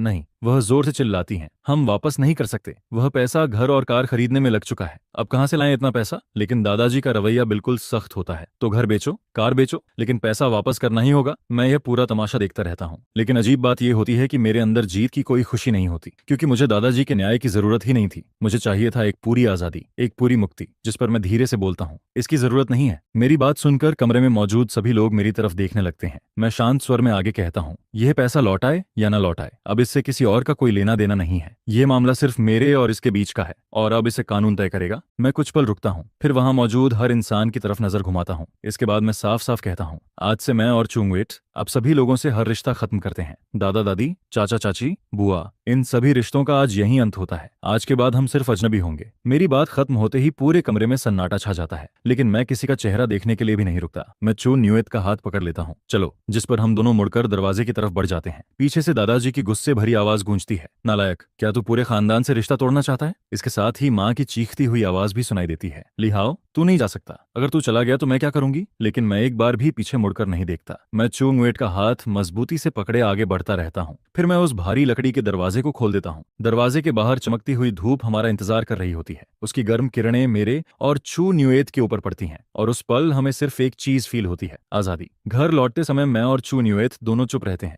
लेकिन हमारे हाथ एक दूसरे को मजबूती से पकड़े हुए होते हैं, और वही हमारे दिल की सारी बातें कह रहे होते हैं। यह दुख नहीं था, यह राहत थी। वह राहत जो सालों से उठाए जा रहे बोझ को उतार देने के बाद मिलती है। वह राहत जो सारी जंजीरें तोड़ देने के बाद फील होती है। जब हम अपने घर पहुंचते हैं तो पहली बार यह घर सचमुच सिर्फ हमारा लगता है। मैं दरवाजा बंद कर देता हूँ, जिस पर बाहर की सारी परेशानियां उसी दरवाजे के बाहर रह जाती हैं। इसके बाद चुंगवेट खिड़की के पास जाती है और सारे पर्दे खोल देती है। धूप तेजी से अंदर आती है और पूरे लिविंग रूम को रोशनी से भर देती है। फिर वह मेरी तरफ देखती है, उसकी आंखें तारों की तरह चमक रही होती हैं। लिहाओ, मुझे हॉटपॉट खाना है? जिस पर मैं मुस्कुराकर सिर हिला देता हूँ, ठीक है, अभी चलते हैं सामान खरीदने। इसके बाद हम दोनों नीचे वाले बड़े सुपरमार्केट में चले जाते हैं। शादी के बाद यह पहली बार होता है जब हम इतने आराम से साथ बाहर निकले होते हैं, बिल्कुल एक नॉर्मल पति पत्नी की तरह। हम शॉपिंग कार्ट धकेलते हुए अलग अलग गलियारों में घूमते हैं। चारों तरफ सामान से भरी शेल्फ लगी होती हैं, और मुझे ये सब किसी सपने जैसा फील होने लगता है। वहीं चू न्यूयत की आंखें लगातार चमक रही होती हैं। वह किसी छोटे बच्चे की तरह हर चीज को उत्सुकता से देख रही होती है। अचानक वह प्रीमियम बीफ का एक डिब्बा उठाती है, लेकिन कीमत देखते ही उसे वापस रखने लगती है, जिस पर मैं वह डिब्बा उसके हाथ से लेकर सीधे कार्ट में रख देता हूँ। सुनो, आज के बाद तुम्हारा जो मन करेगा हम वही खरीदेंगे, अब कभी कीमत देखकर फैसला नहीं करेंगे। यह सुनकर उसकी आंखें तुरंत लाल हो जाती हैं, लेकिन वह कुछ नहीं कहती, बस जोर से सिर हिला देती है। इसके बाद हम बहुत सारा सामान खरीदते हैं, ताजा बीफ, क्रंची मीट, झींगे, मशरूम, सब्जियां और हॉटपॉट के लिए जरूरी हर चीज। घर लौटकर हम दोनों किचन में बिजी हो जाते हैं। वह सब्जियां धोती है, मैं मीट काटता हूँ और इसी बीच हम छोटी मोटी बातें करते रहते हैं। किचन में खाने की खुशबू फैलने लगती है, लेकिन उसके साथ एक और खुशबू भी होती है, घर की खुशबू, परिवार की खुशबू। बहुत जल्द चूल्हे पर रखा सूप बेस उबलने लगता है। लाल मिर्च और मसालों की खुशबू पूरे घर में फैल जाती है। हम दोनों डाइनिंग टेबल पर बैठते हैं और सामने उबलते हुए हॉटपॉट को देखते रहते हैं। ऐसा लगता है जैसे पिछले 2 सालों का सारा दुख और ठंडापन इसी उबलते हुए बर्तन में घुलकर खत्म हो जाएगा। मैं बीफ का एक टुकड़ा उठाता हूँ, उसे 7-8 सेकंड तक हॉटपॉट में डुबोता हूँ, फिर उसे चू न्यूएत के बाउल में रख देता हूँ। वह धीरे से उसे उठाती है, फूंक मारती है और फिर सावधानी से उसे मुंह में डालती है। लेकिन अगले ही पल उसकी आंखों से आंसू बहने लगते हैं। आंसुओं की बूंदें सीधे सॉस बाउल में गिरती हैं। मैं घबरा जाता हूँ। क्या हुआ? अच्छा नहीं बना क्या? जिस पर वह तुरंत सिर हिलाती है। वह रो भी रही होती है और मुस्कुरा भी रही होती है। नहीं, वह रुंधी हुई आवाज में कहती है, बहुत स्वादिष्ट है। बस मुझे लग रहा है कि मैं इस दिन का बहुत लंबे समय से इंतजार कर रही थी। यह सुनकर मैं उसके गालों से आंसू पोंछ देता हूँ। माफ करना, अब तुम्हें कभी इंतजार नहीं करना पड़ेगा। हमारी अच्छी जिंदगी तो अब शुरू हुई है, जिस पर हम दोनों एक दूसरे को देखकर मुस्कुरा देते हैं। तभी मेरी जेब में रखा फोन वाइब्रेट करता है। मैं उसे निकाल कर देखता हूँ। वो बैंक का नोटिफिकेशन होता है। प्रिय ग्राहक लीहाओ, आपके अकाउंट 1 2 3 4 में 2 लाख युआन प्राप्त हुए हैं। सेंडर लीवी। आखिर उसने पैसे लौटाने शुरू कर दिए थे। लगता है वांग ले का दबाव पूरे परिवार और मेरे दबाव से भी ज्यादा असरदार साबित हुआ था। लेकिन मैं ये बात चुंगवेट को नहीं बताता। मैं चाहता था कि यह खूबसूरत पल थोड़ा और लंबा चले। उस रात हम बहुत देर तक हॉटपॉट खाते रहते हैं, सूर्यास्त से लेकर रात गहराने तक, और आखिर में सारा खाना खत्म हो जाता है। यह मेरी जिंदगी का सबसे स्वादिष्ट खाना होता है, क्योंकि मैं जानता था कि हम सिर्फ हॉटपॉट नहीं खा रहे थे, हम अपनी नई जिंदगी का स्वागत कर रहे थे। हम दोबारा जन्म ले रहे थे। लेकिन यह शांति ज्यादा लंबे समय तक नहीं टिकती, क्योंकि सुकून भरे हुए दिन 1 हफ्ते से भी कम समय तक चल पाते हैं। ये वो दिन थे जब से मेरी और चुंगवेट की शादी हुई थी। हम सबसे ज्यादा एक रियल मैरिड कपल की तरह रहने लगे थे। मैं अपनी सैलरी कार्ड वापस उसके हाथ में दे देता हूँ और उसका पासवर्ड बदलकर उसकी बर्थ डेट रख देता हूँ। अब से घर की पूरी फाइनेंशियल मैनेजमेंट सिर्फ उसी के हाथ में रहने वाली थी, जिस पर वह उस कार्ड को पकड़कर काफी देर तक रोती रही। इसके बाद लाइवी का पैसा भी धीरे धीरे ट्रांसफर होता रहता है, जिस पर वह मुझे मैसेज करके कुछ और दिनों की मोहलत मांगता है। वह कहता है कि उसने अपना घर बेचने के लिए लिस्टिंग लगा दी है, जिसके जवाब में मैं सिर्फ 2 शब्द भेजता हूँ, जल्दी करो। मुझे लगा था कि अब सारी चीजें कानून और पैसों के हिसाब से अपने रास्ते पर आगे बढ़ती रहेंगी और फिर धीरे धीरे इस कहानी का अंत हो जाएगा। लेकिन मैंने अपनी माँ को बहुत कम आंका था। एक ऐसी औरत जिससे कंट्रोल छीन लिया गया था और जिसके सारे झूठ सबके सामने एक्सपोज हो चुके थे। उसकी प्रतिक्रिया एक जहरीले सांप की तरह होने वाली थी, खतरनाक और बेहद ठंडी। उस दोपहर मैं एक इंपॉर्टेंट प्रोजेक्ट मीटिंग में बैठा हुआ था। तभी वाइब्रेशन मोड पर रखा मेरा फोन हल्का सा वाइब्रेट करता है। जिस पर मैं स्क्रीन देखता हूँ तो मैसेज श्याओ झांग का था, जो मेरा कॉलिग था। ब्रदर हाउ, जल्दी नीचे आओ, तुम्हारी माँ ग्राउंड फ्लोर लॉबी में हंगामा कर रही हैं, वो तुमसे मिलना चाहती हैं। ये पढ़ते ही मेरा दिल एकदम बैठ जाता है। मैं डिपार्टमेंट हेड से माफी मांगकर जल्दी से मीटिंग रूम से बाहर निकल जाता हूँ। फिर एलिवेटर से सीधे ग्राउंड फ्लोर पर पहुंचता हूँ और जैसे ही एलिवेटर का दरवाजा खुलता है, शोर और रोने चिल्लाने की आवाजें सीधे मेरे कानों में घुस जाती हैं। जिस पर मैं सामने देखता हूँ तो भीड़ के बीचों बीच मेरी माँ ठंडी मार्बल फ्लोर पर बैठी हुई दिखाई देती हैं। उनके बाल बिखरे हुए थे, कपड़े अस्त व्यस्त थे और चेहरे पर आंसुओं की साफ लकीरें बनी हुई थीं। वह अपनी जांघ थपथपाते हुए जोर जोर से रोती और चिल्लाती रहती हैं। जिस बेटे को मैंने इतनी मेहनत से बड़ा किया, वही आज मुझे छोड़ जाता है। वह हर महीने 60,000 युआन कमाता है, लेकिन अपना सारा पैसा एक लोमड़ी जैसी औरत पर लुटा देता है। वह औरत हमें 1 पैसा तक नहीं देती, बल्कि मेरे बेटे को मुझसे छीनना चाहती है। अब तो वह अपनी माँ को भी नहीं पहचानता, मुझे घर से निकालना चाहता है। यह सुनकर आसपास के लोग उंगलियां दिखाते हुए बातें करने लगते हैं। उनकी आंखों में सहानुभूति साफ दिखाई देती है, लेकिन वह सहानुभूति मेरे लिए नहीं, मेरी माँ के लिए थी। जबकि मेरी तरफ सिर्फ तिरस्कार और आरोपों भरी नजरें आती रहती हैं, जिस पर मुझे ऐसा लगता है जैसे मेरे शरीर का सारा खून सिर में चढ़ गया हो। यही मेरी माँ थी। अपने मकसद को पूरा करने के लिए वह मेरी करियर और मेरी पूरी जिंदगी बर्बाद करने से भी नहीं हिचकती थी। मैं भीड़ को चीरते हुए उनके सामने पहुंचता हूँ और कहता हूँ, माँ, यह कंपनी है, कोई तमाशा करने की जगह नहीं। मुझे देखते ही वह और जोर से रोने लगती हैं। आखिर तू बाहर आ ही गया, ओ नालायक बेटे। यह कहकर वह मेरे पैरों से लिपटने के लिए आगे बढ़ती हैं। वह अपना ड्रामा आखिर तक निभाना चाहती थीं। अगर आज तूने मुझे जवाब नहीं दिया तो मैं यहीं मर जाऊंगी। लेकिन मैं उनकी एक्टिंग पर बिल्कुल ध्यान नहीं देता, बल्कि पीछे मुड़कर सिक्योरिटी कैप्टन से कहता हूँ, कैप्टन वांग, कृपया इन्हें बाहर ले जाइए। अगर ये कोऑपरेट न करें तो पुलिस बुला लीजिए। रिपोर्ट कर दीजिए कि कोई पब्लिक ऑर्डर डिस्टर्ब कर रहा है और हमारी कंपनी के नॉर्मल ऑपरेशंस को बुरी तरह अफेक्ट कर रहा है। मेरी बात सुनते ही वहां मौजूद सभी लोग चौंक जाते हैं, जिनमें जमीन पर बैठी लियू मेई भी शामिल थी। उसे उम्मीद नहीं थी कि मैं इतना सख्त हो जाऊंगा। कुछ सिक्योरिटी गार्ड्स हिचकिचाते हुए कभी मेरी तरफ तो कभी उसकी तरफ देखने लगते हैं, जिस पर मैं सख्त आवाज में कहता हूँ, अब भी क्या देख रहे हो, जैसा कहा है वैसा करो। यह सुनते ही गार्ड्स बिना और देर किए लियू मेई के दोनों हाथ पकड़ लेते हैं। तुम लोग क्या कर रहे हो? मुझे छोड़ो, मैं इसकी माँ हूँ। ली हाओ, तुम्हारा अंत अच्छा नहीं होगा, तुम्हें इसकी सजा जरूर मिलेगी। लेकिन मैं बिना किसी भाव के उसे देखता रहता हूँ। और फिर दो गार्ड्स उसे घसीटते हुए कंपनी गेट के बाहर ले जाते हैं। उसके बाहर जाते ही लॉबी दोबारा शांत हो जाती है, लेकिन लोगों की नजरें अब भी स्पॉटलाइट की तरह मेरे ऊपर टिकी रहती हैं। मैं जानता था कि यह तूफान अभी बस शुरू हुआ है, मेरी करियर और शायद मेरी पूरी जिंदगी पर माँ के इस घटिया ड्रामा की वजह से एक घना कोहरा छा चुका था। माँ के बाहर जाने के बाद लॉबी का माहौल बेहद अजीब हो जाता है। कॉलेग्स मुझे बड़ी जटिल नजरों से देखते रहते हैं। कुछ को सहानुभूति थी, कुछ को जिज्ञासा थी, लेकिन ज्यादातर लोगों के मन में दूरी थी, क्योंकि कोई भी एक ऐसे इंसान के करीब नहीं रहना चाहता जिसे लोग नालायक बेटा मानते हों। इसके बाद अफवाहें वायरस की तरह कंपनी के हर कोने में फैलने लगती हैं, जिस पर प्रोजेक्ट मैनेजर मुझे अपने ऑफिस में बुलाता है। वह मुझे डांटता नहीं, बल्कि एक लंबी सांस लेकर कहता है, ली हाओ, फैमिली मैटर्स को ठीक से हैंडल करो। कंपनी काम को जरूर देखती है, लेकिन इंसान के कैरेक्टर को भी महत्व देती है। मैं नहीं चाहता कि यह मामला तुम्हें या हमारी पूरी टीम को प्रभावित करे। उसकी बातें काफी नरम थीं, लेकिन मैं समझ गया था कि यह एक वार्निंग थी। अगर मैंने इस मामले को ठीक से नहीं संभाला तो कंपनी में मेरा फ्यूचर खत्म हो सकता था। जिस पर मैं सिर हिलाकर कहता हूँ, बॉस आप चिंता मत कीजिए, ऐसा दोबारा नहीं होगा। ऑफिस से बाहर निकलते ही मैं एक ऐसे दबाव को फील करता हूँ जो पहले कभी नहीं किया था। माँ की यह चाल सच में मेरे सबसे कमजोर पॉइंट पर लगी थी। वह मेरी इनकम खत्म करना चाहती थी। वह चाहती थी कि मैं पूरी तरह अकेला पड़ जाऊं। वह मुझे ऐसी स्थिति में धकेलना चाहती थी जहां आखिर में मेरे पास सिर्फ उनके पास लौटने के अलावा कोई रास्ता न बचे, और फिर मैं दोबारा उनकी कंट्रोल की हुई कठपुतली बन जाऊं। मैं अपनी डेस्क पर बैठकर थके हुए अंदाज में माथा दबाता रहता हूं। तभी फोन फिर वाइब्रेट करता है। मैं स्क्रीन देखता हूं। मैसेज चुनगुएत का था। तुम्हारी माँ ने अभी मुझे कॉल किया था। यह पढ़ते ही मेरा दिल एक पल के लिए रुक जाता है, जिस पर मैं तुरंत उसे कॉल बैक करता हूँ। उन्होंने क्या कहा? दूसरी तरफ चुन्युएट की आवाज काफी शांत थी, लेकिन उस शांति के अंदर दबा हुआ कंपन साफ सुनाई देता था। उन्होंने मुझे बहुत बुरा भला कहा। बोली कि मैं बेशर्म हूँ, मैं तुम्हें अपने पेरेंट्स के खिलाफ भड़का रही हूँ। इसके बाद वह बताती है कि माँ ने उसकी माँ को भी फोन किया था, रो रो कर कहा था कि हम दोनों उन्हें मार डालना चाहते हैं। उन्होंने मुझसे कहा कि मैं तुरंत तुमसे डिवोर्स ले लूं, अपने मायके वापस चली जाऊं और समाज में और शर्मिंदगी न फैलाऊं। यह सुनकर मेरी मुट्ठियां कस जाती हैं। मेरी माँ सच में पागल हो चुकी थी। पहले उन्होंने मेरी कंपनी में हंगामा किया और अब मेरी वाइफ की फैमिली को भी परेशान करना शुरू कर दिया था। वह हम दोनों को पूरी तरह बर्बाद करना चाहती थी। जिस पर मैं भारी आवाज में पूछता हूँ, फिर तुमने क्या कहा? चू न्यूएत की आवाज अब पहले से ज्यादा मजबूत हो जाती है। मैंने अपनी माँ को सब सच बता दिया। मैंने कहा कि अगर उन्हें यकीन न हो तो मैं रिकॉर्डिंग्स और बैंक स्टेटमेंट्स दिखा सकती हूँ, और मैंने उनसे साफ कहा कि ली हाओ मेरे हस्बैंड हैं, चाहे कुछ भी हो जाए मैं हमेशा उनके साथ खड़ी रहूंगी। आखिर में मैंने माँ से यह भी कहा कि अगर वह उस औरत की एकतरफा बातों पर भरोसा करके मुझे दोष देती रही तो फिर भविष्य में हमारे बीच कोई संपर्क नहीं रहेगा। यह सुनकर मेरी आंखें हल्की गर्म हो जाती हैं। जब पूरी दुनिया मुझे गलत समझ रही थी, तब सिर्फ वही थी जिसने बिना एक पल सोचे मेरा साथ चुना था। जिस पर मैं धीमी आवाज में कहता हूँ, मुझे माफ कर दो, तुम्हें इतना सब सहना पड़ा। वह तुरंत जवाब देती है, हम पति पत्नी हैं, ऐसी बातें मत करो। फिर वह कुछ पल रुकती है और आगे कहती है, कल मेरे पेरेंट्स यहाँ आने वाले हैं। वे हम दोनों से आमने सामने मिलना चाहते हैं, सारी बात खुद सुनना चाहते हैं और उन सबूतों को भी अपनी आंखों से देखना चाहते हैं। यह सुनकर मैं तुरंत हामी भर देता हूँ।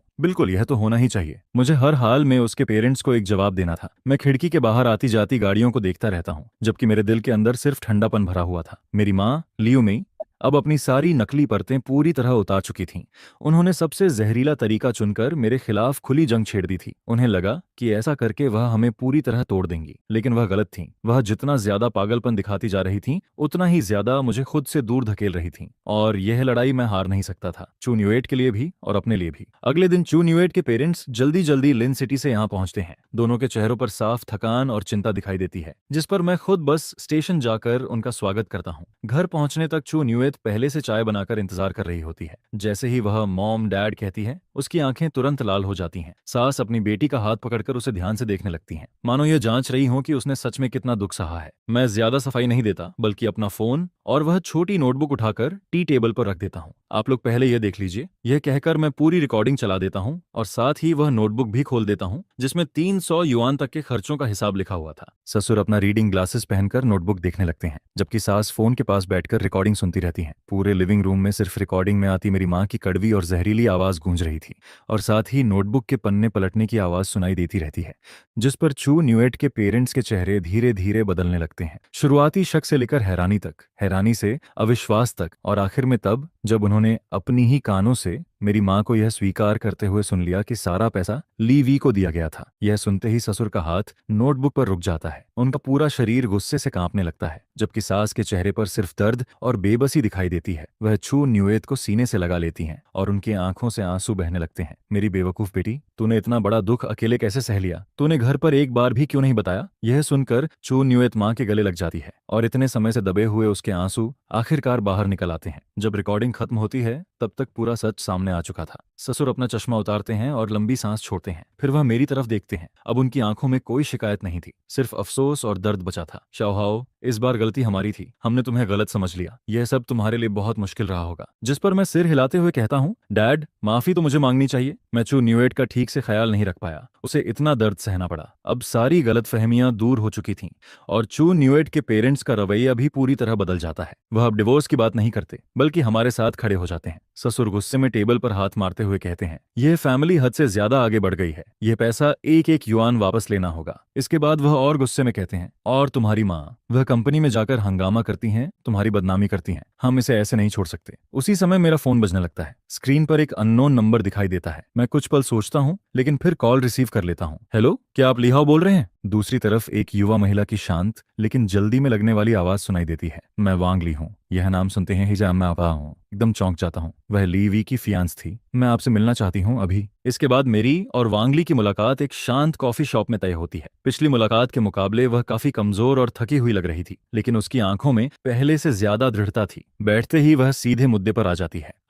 आज मैं आपके साथ एक डील करना चाहती हूँ। मैं उसकी तरफ देखकर पूछता हूँ, किस तरह की डील? जिस पर वह शांत आवाज में कहती है, मुझे पता है कि अभी आपको सिर्फ पैसा वापस नहीं चाहिए, आपको सबूत भी चाहिए। ऐसे सबूत जो आपकी माँ के असली कैरेक्टर को साबित कर सकें। और मेरे पास एक ऐसी चीज है जो आपकी मदद कर सकती है। यह कहकर वह अपना फोन निकालती है और एक फोटो दिखाती है। फोटो में एक पुरानी हार्ड कवर नोटबुक दिखाई देती है, जिसके ऊपर 4 शब्द लिखे थे, फैमिली लव नोटबुक। मैं भौहें सिकोड़कर पूछता हूँ, यह क्या है? जिस पर वांग ली व्यंग्य भरी मुस्कान के साथ जवाब देती है, यह आपकी माँ का सबसे बड़ा खजाना है। जब से आपका भाई कॉलेज गया था, आपकी माँ ने उसे जितना भी पैसा दिया, सब कुछ इस नोटबुक में लिखा हुआ है। पिछले 2 सालों में आपकी सैलरी कार्ड से निकाले गए पैसे भी, घर खरीदने के पैसे, कार के पैसे, रेनोवेशन के पैसे, सब कुछ एक एक एंट्री दर्ज है। आपकी माँ कहती थी कि यह बेटे के लिए उनका प्यार है, ताकि वह जिंदगी भर इसे याद रखे। यह सुनते ही मेरा दिल जोर से सिकुड़ जाता है। मुझे कभी अंदाजा नहीं था कि मेरी माँ ऐसी नोटबुक भी रखती हैं, और यह वास्तव में सबसे सीधा और सबसे घातक सबूत था। मैं तुरंत पूछता हूँ, यह तुम्हारे पास कैसे आई? जिस पर वांग ली बिना झिझक जवाब देती है, मैंने चुराई थी। फिर वह आगे कहती है, कुछ दिन पहले लाइवी शराब पीकर रो रहा था। वह बार बार बता रहा था कि उसकी माँ उससे कितना प्यार करती है। फिर उसने मुझे यह नोटबुक दिखाई, तभी मुझे शक हो गया था।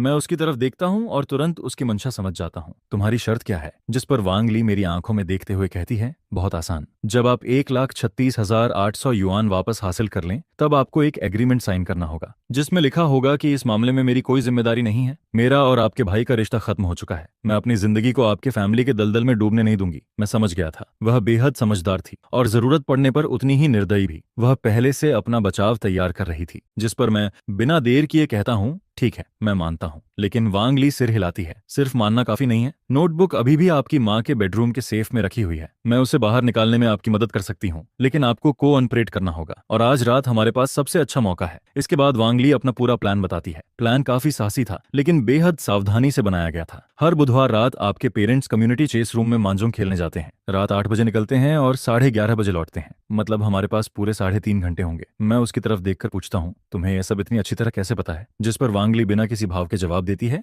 मैं 2 साल तक लाइवी के साथ रही हूँ। मैं उसके घर अनगिनत बार गई हूँ। उनके डेली हैबिट्स शायद मैं आपसे भी ज्यादा जानती हूँ। उसकी बात सच थी। पिछले 2 सालों में मैं उंगलियों पर गिनने जितनी बार ही घर गया था। फिर वह आगे कहती है, डोर लॉक पुराना मॉडल है, उसे खोलने का तरीका मुझे आता है। कोई निशान भी नहीं छोड़े जाएंगे। सबसे जरूरी चीज सेफ है। मैं तुरंत पूछता हूँ, क्या तुम्हें उसका पासवर्ड पता है? जिस पर उसकी आंखों में तिरस्कार चमक उठता है। हाँ, एक बार लाइव ही नशे में था, उसने खुद मुझे बताया था। पासवर्ड उसकी और उसकी माँ की बर्थ डेट को जोड़कर बनाया गया है। 8 अंकों का नंबर। वह इसे मदर सन बॉन्ड पासवर्ड कहता था। ऐसा पासवर्ड जिसे कभी तोड़ा नहीं जा सकता। मदर सन बॉन्ड पासवर्ड। यह 4 शब्द सुनकर मुझे सिर्फ व्यंग्य महसूस होता है। उसी पासवर्ड के पीछे वह पैसा छिपा था जो मुझसे छीना गया था। आज बुधवार था। वांग ली आखिर में मेरी तरफ देखकर कहती है, अब फैसला तुम्हारा है। आना है या नहीं, यह तुम तय करो, क्योंकि यह हमारा आखिरी मौका है। अगर उन्हें जरा भी शक हो गया तो शायद वह नोटबुक फिर कभी नहीं मिलेगी। मैं एक पल भी नहीं सोचता। मैं आऊंगा, शाम के 7:30 मैं चू न्यूएट और मेरे ससुर एक साथ कार में बैठकर मेरे पेरेंट्स की रेजिडेंशियल कॉलोनी की तरफ निकल पड़ते हैं, जबकि सास घर पर ही रुक जाती हैं। उनका कहना था कि उनका दिल इतना मजबूत नहीं है कि वह यह सब अपनी आंखों से देख सकें, और ससुर हमारे साथ इसलिए आए थे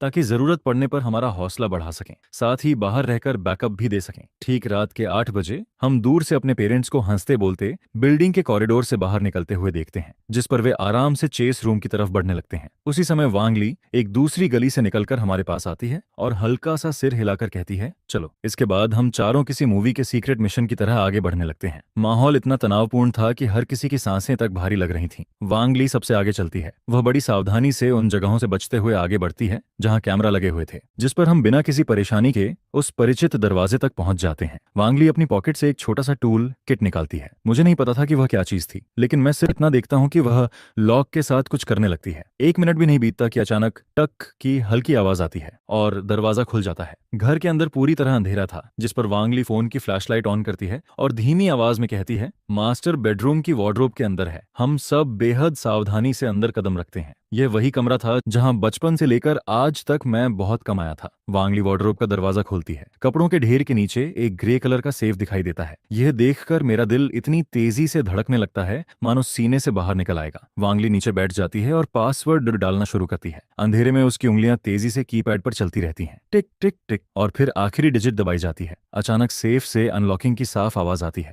वह भारी लोहे का दरवाजा खोल देती है। अंदर कोई ट्रैप या खास चीज नहीं थी, सिर्फ property documents, savings books, jewellery और सबसे ऊपर रखी हुई एक चीज थी, एक गहरे भूरे रंग की हार्ड कवर नोटबुक। उसके ऊपर लिखा था फैमिली लव नोटबुक, जिस पर वांगली उसे निकालकर मेरे हाथ में दे देती है। मैं उस नोटबुक को पकड़ता हूँ, लेकिन वह नोटबुक मुझे किसी पत्थर की तरह भारी महसूस होती है, मानो पिछले 20 सालों का पूरा बोझ उसमें बंद हो। मैं पहला पन्ना खोलता हूँ। उस पर मेरी माँ की परिचित और साफ हैंडराइटिंग लिखी हुई थी। सितंबर 2010, श्याओवे यूनिवर्सिटी गया। पहली बार 2000 युआन लिविंग एक्सपेंसेस दी। उम्मीद है कि मेरा बेटा ड्रैगन की तरह महान बनेगा। बस इतना पढ़कर ही मैं आगे नहीं देख पाता, जिस पर मैं नोटबुक बंद कर देता हूँ और उसे सीने से लगा लेता हूँ। चलते हैं। इसके बाद हम उसी रास्ते से वापस निकल जाते हैं और कोई भी निशान पीछे नहीं छोड़ते। कार तक पहुंचते ही ससुर मेरे हाथ में नोटबुक देखकर लंबी राहत की सांस लेते हैं। मैं इंजन स्टार्ट करता हूं और उस जगह से दूर निकल जाता हूं, उस जगह से जहां मेरी जिंदगी की सबसे धुंधली और दर्दनाक यादें छिपी हुई थीं। रियर व्यू मिरर में वह पुरानी बिल्डिंग धीरे धीरे छोटी होती जाती है और आखिरकार नजरों से गायब हो जाती है। लेकिन मैं वह नोटबुक लेकर सीधे अपनी माँ के पास नहीं जाता, क्योंकि मैं जानता था कि आमने सामने की बहस सिर्फ चीखने चिल्लाने और रोने धोने में बदल जाएगी, और उसका कोई मतलब नहीं था। मुझे उनकी माफी नहीं चाहिए थी, मुझे सिर्फ कानून का न्याय चाहिए था, और वह सब कुछ जो हमारा हक था। अगले ही दिन मैं शहर के सबसे अच्छे लॉयर को हायर कर लेता हूँ, जिस पर मैं रिकॉर्डिंग,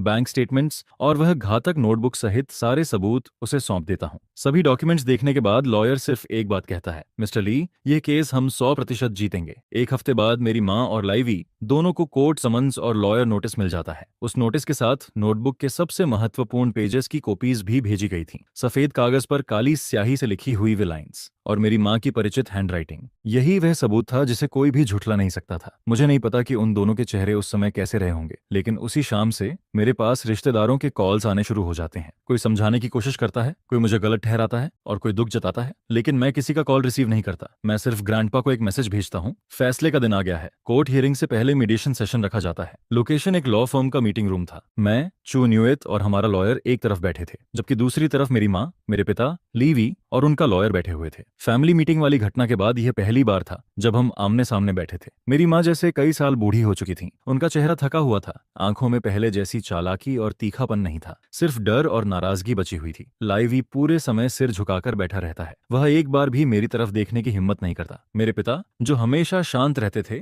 लगातार सिगरेट पीते रहते हैं और उनका चेहरा चिंता से भरा हुआ था। मीडिएशन शुरू होती है, जिस पर मेरा लॉयर पूरी शांति और प्रोफेशनलिज्म के साथ हमारी मांगे रखता है। पहली मांग, डिफेंडेंट्स लियू मेई और लाइवी द्वारा गैरकानूनी तरीके से लिए गए 1,36,800 युआन तुरंत वापस किए जाएं। दूसरी मांग, कंपनी में हंगामा करने, चू न्यूएट और उसके फैमिली को फोन करके परेशान करने तथा उनकी रेपुटेशन को नुकसान पहुंचाने के लिए लिखित पब्लिक अपॉलॉजी दी जाए। अगर ये दोनों शर्तें पूरी नहीं होती तो हम मीडिएशन छोड़कर सीधे लॉसूट आगे बढ़ाएंगे। उस स्थिति में डिफेंडेंट्स को सिर्फ सिविल कॉम्पेंसेशन ही नहीं बल्कि क्रिमिनल रिस्पॉन्सिबिलिटी का भी सामना करना पड़ सकता है। जैसे ही क्रिमिनल रिस्पॉन्सिबिलिटी शब्द कमरे में गूंजता है। वह मेरी माँ के दिल पर हथौड़े की तरह गिरता है, जिस पर वह अचानक खड़ी होकर पागलों की तरह चिल्लाने लगती हैं। मैंने कुछ गलत नहीं किया, वह मेरे बेटे का पैसा था। मैं अपने बेटे का पैसा खर्च करूं तो उसमें कौन सा क्रिम है? लिहाओ, तू निकम्मा बेटा, क्या तू अपनी सगी माँ को जेल भेजना चाहता है? उनका लॉयर शर्मिंदगी से उनका हाथ पकड़कर उन्हें शांत करने की कोशिश करता है, लेकिन अब वह पूरी तरह नियंत्रण खो चुकी थी। पूरे समय मैं एक बार भी उनकी तरफ नहीं देखता, बल्कि शांत स्वर में अपने लॉयर से कहता हूँ, लगता है मीडिएशन की जरूरत नहीं रही। यह कहकर मैं उठकर जाने लगता हूँ। मेरी यह हरकत देखकर मेरे पिता सचमुच घबरा जाते हैं। वह तुरंत मेरी माँ को बैठाते हैं और हाथ की सिगरेट बुझा देते हैं। फिर लगभग चिल्लाते हुए कहते हैं, हम मानते हैं, हम मीडिएशन के लिए तैयार हैं। इसके बाद वह मेरी तरफ देखते हैं। उनकी आंखों में पहली बार विनती दिखाई देती है। श्याओ हाओ, पैसा हम लौटा देंगे, घर बेच देंगे, बस तुम्हारी माँ को। उनकी आवाज अचानक भर्रा जाती है। बस तुम्हारी माँ को जेल मत भेजो। आखिरी शब्द उनके गले में अटक जाते हैं। इतने लोगों के सामने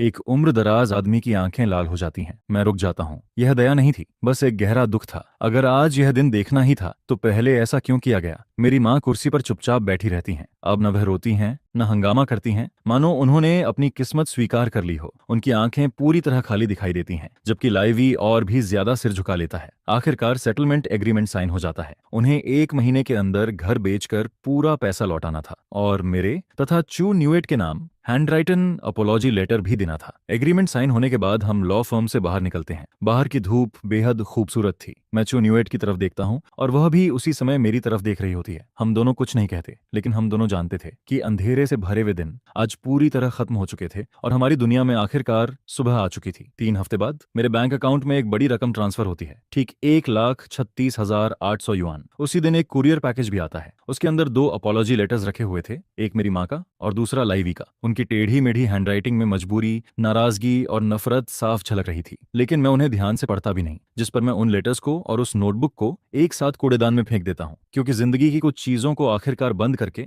आगे बढ़ना ही पड़ता है। बाद में ससुर मुझे बताते हैं कि मेरे पेरेंट्स ने वह पुराना घर बेच दिया, वही घर जहां मेरी जिंदगी के 20 साल से ज्यादा की यादें बसी हुई थीं। अब उस घर में कोई नया मालिक रहने लगा था। उन तीनों का फैमिली बाद में एक बहुत दूर के छोटे शहर में जाकर बस जाता है। सुना था कि इस घटना के बाद लाइवी पूरी तरह टूट गया था और दोबारा पहले जैसा खड़ा नहीं हो पाया, जबकि मेरी माँ भी जैसे एक अलग इंसान बन गई थी। वह हर दिन आंसुओं में डूबी रहती थी, लेकिन अब मेरा उनसे कोई संपर्क नहीं था। उनकी जिंदगी अच्छी चल रही है या बुरी, इसका अब मुझसे कोई लेना देना नहीं था और मेरी जिंदगी में भी बहुत बड़े बदलाव आने लगे थे। मैंने अपनी पुरानी कंपनी से रेजिग्नेशन दे दिया, क्योंकि माँ के हंगामे के बाद वहां का माहौल अब मेरे लिए सही नहीं रह गया था। जिस पर मैं वापस मिले उस पैसे और अपनी कई सालों की बचत को मिलाकर चू न्यूएट के साथ एक छोटा सा डिजाइन स्टूडियो खोलता हूँ। इसके बाद हम अपना घर भी बदल लेते हैं। हमारा नया घर स्टूडियो के ठीक ऊपर था। एक बहुत बड़ा अपार्टमेंट नहीं था, लेकिन बेहद गर्मजोशी और सुकून से भरा हुआ था। उसमें एक खूबसूरत रूफटॉप टेरेस भी था, जो तरह तरह के फूलों और पौधों से भरा रहता था। और सबसे बड़ा बदलाव चू न्यूएट में आया था। वह पहले जैसी चुप रहने वाली और हर बात सह लेने वाली महिला नहीं रही थी। उसने पेंटिंग सीखना शुरू कर दिया, फ्लोर अरेंजमेंट सीखना शुरू कर दिया, बेकिंग सीखना शुरू कर दिया। धीरे धीरे उसने हमारे घर को किसी फेरी टेल गार्डन की तरह खूबसूरत बना दिया। उसके चेहरे पर अब हमेशा एक चमकदार मुस्कान रहती थी,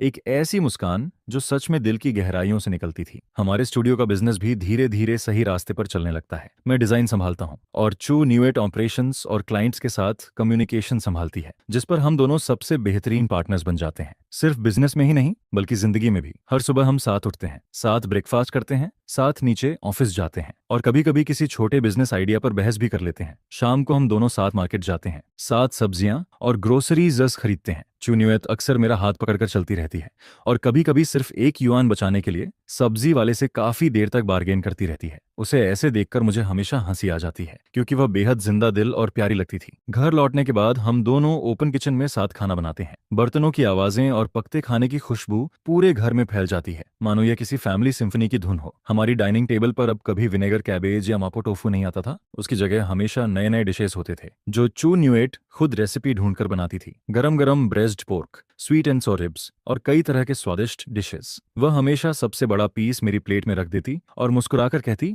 थोड़ा ज्यादा खाओ, रात को एनर्जी चाहिए होगी। यह सुनकर मैं हमेशा हंस पड़ता। रात का खाना खत्म होने के बाद हम दोनों रूफटॉप पर चले जाते हैं। वहां बैठकर स्टार्स देखते हैं। ठंडी हवा बहती रहती है, फूलों की खुशबू आसपास फैली रहती है। एक रात चू न्यूएट मेरे कंधे पर सिर रखकर अचानक पूछती है, लिहाओ, क्या तुम्हें कभी पछतावा होता है? मैं कुछ पल के लिए चुप हो जाता हूँ, फिर पूछता हूँ, किस बात का पछतावा? वह धीरे से कहती है, मुझसे शादी करने का। अगर मैं तुम्हारी जिंदगी में नहीं आती तो शायद आज भी तुम उनके लिए एक आदर्श बेटा होते और लाइवी के लिए एक अच्छे भाई। यह सुनकर मैं उसकी तरफ देखता हूँ। उसकी आंखें साफ पानी की तरह पारदर्शी दिखाई देती हैं, जिस पर मैं धीरे से सिर हिलाता हूँ और उसे थोड़ा और करीब खींच लेता हूँ। नहीं, मुझे तुमसे शादी करने का कभी पछतावा नहीं होगा। मुझे सिर्फ एक बात का पछतावा है कि मैं ये सब सच पहले क्यों नहीं देख पाया और मैंने तुम्हें इतने सालों तक इतना दर्द क्यों सहने दिया। इसके बाद मैं उसके चेहरे को हल्के से छूता हूँ और गंभीर आवाज में कहता हूँ, थैंक यू मेरा साथ कभी न छोड़ने के लिए, मुझे एक असली फैमिली का मतलब समझाने के लिए। क्योंकि फैमिली सिर्फ खून का रिश्ता नहीं होती, फैमिली किसी पर अधिकार जमाने का नाम नहीं होती, फैमिली बिना शर्त मांगते रहने का नाम भी नहीं होती। फैमिली दो लोगों का एक दूसरे का सहारा बनना होती है,